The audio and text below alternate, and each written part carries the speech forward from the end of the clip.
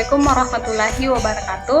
Perkenalkan, nama saya Mita Listiani sebagai pemateri pertama dengan NIM H0319340 dari kelompok 5 akan mempresentasikan materi kami mengenai pengembangan media ajar. Nah, yang pertama, apa itu media ajar?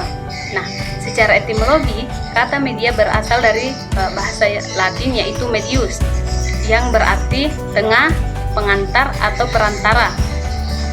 Media diartikan sebagai media pembelajaran yang merupakan alat atau sarana belajar yang berperan sebagai penghubung pesan ajar yang dimanfaatkan, yang diadakan ataupun diciptakan secara terencana, secara sistematis oleh dosen maupun guru.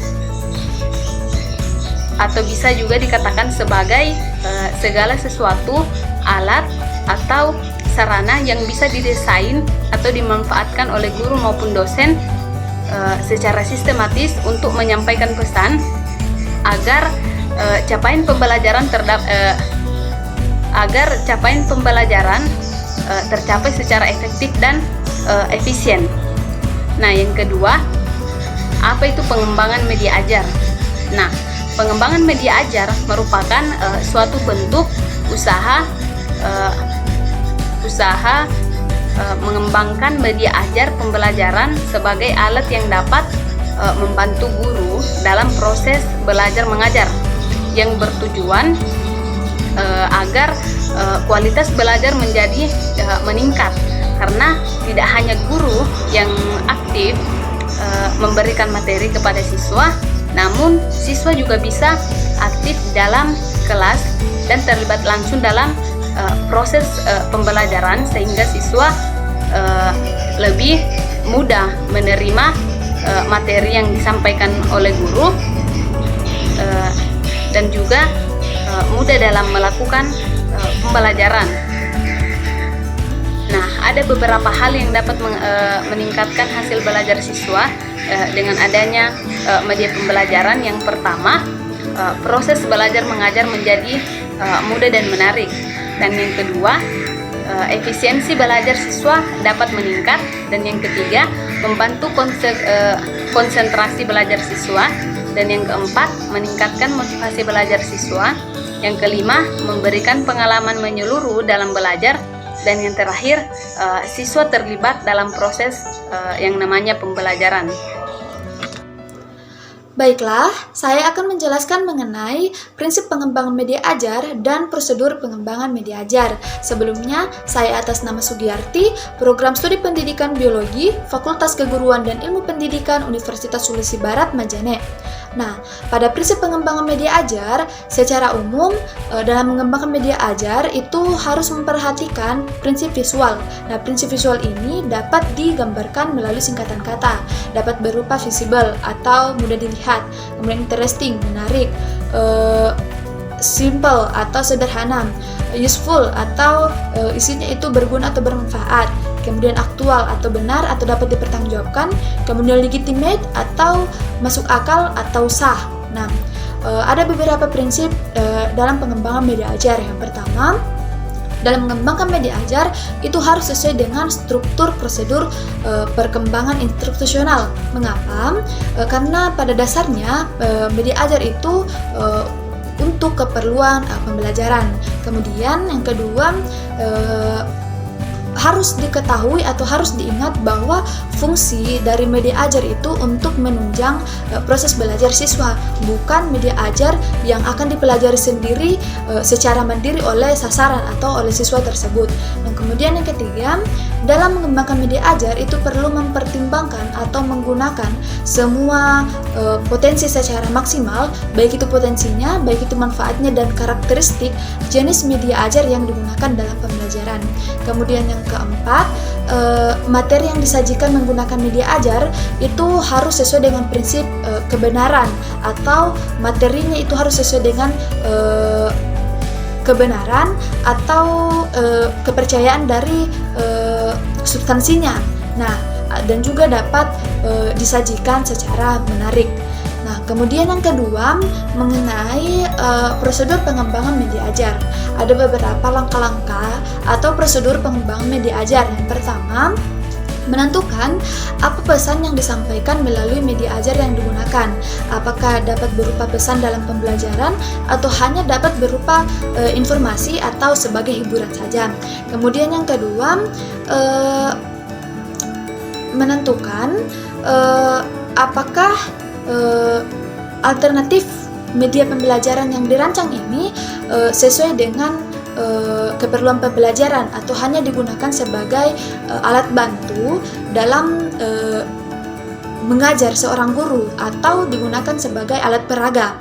Nah, kemudian yang ketiga, menentukan apakah tujuan pembelajaran tersebut itu lebih bersifat kepada kognitif, afektif atau psikomotorik. Kemudian yang keempat, menentukan jenis media yang digunakan yang sesuai dengan tujuan pembelajaran yang akan dicapai dengan mempertimbangkan berbagai kriteria, misalnya kebijakan, fasilitas yang tersedia, kemudian potensinya dan juga biayanya. Kemudian yang kelima, mereview kembali apakah jenis media yang digunakan itu dapat tepat atau sudah tepat atau masih memiliki kelemahan lain atau masih ada alternatif lain yang lebih tepat atau lebih sesuai untuk digunakan dalam pembelajaran tersebut. Nah, kemudian yang terakhir itu menentukan atau merancangkan, mengembangkan dan juga memproduksi media. Nah, pada tahap ini, peran tersebut itu lebih tercermin dari kemampuannya dalam menentukan jenis media pembelajaran yang akan digunakan. Sekian dari saya. Assalamualaikum warahmatullahi wabarakatuh. Perkenalkan, nama saya Eka Irawati, NIM H03195505.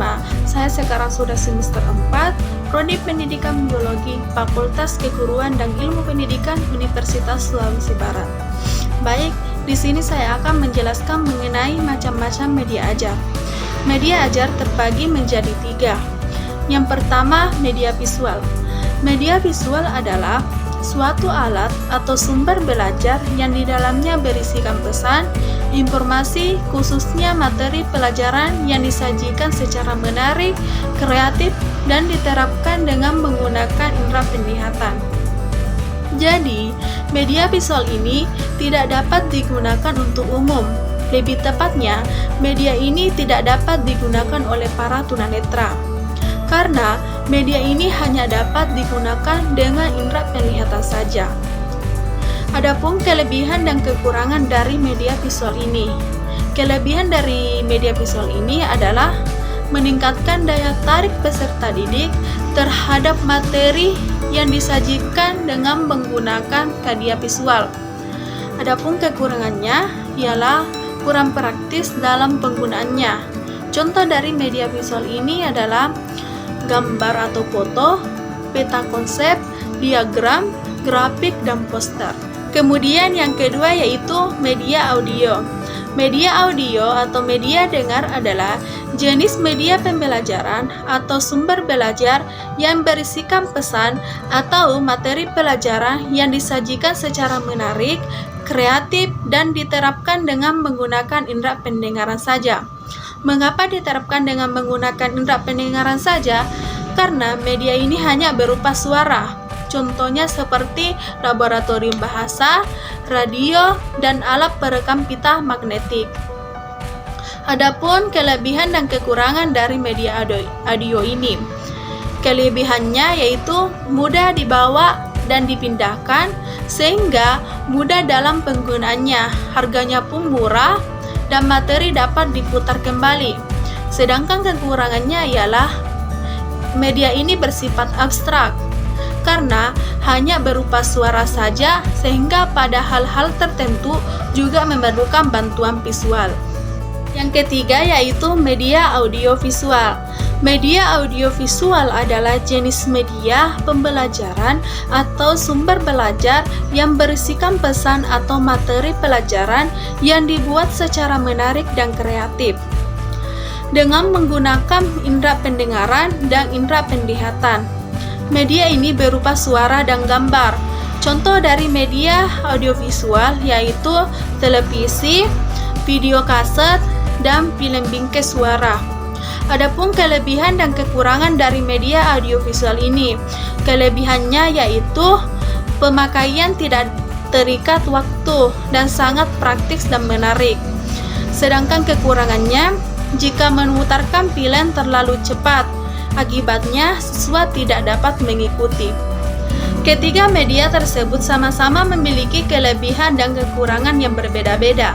Tetapi, fungsi ketiga media tersebut tetap sama, yakni untuk mempermudah dan memfasilitasi kegiatan belajar mengajar agar dapat tercapainya tujuan belajar dan juga dapat meningkatkan kualitas belajar mengajar tersebut.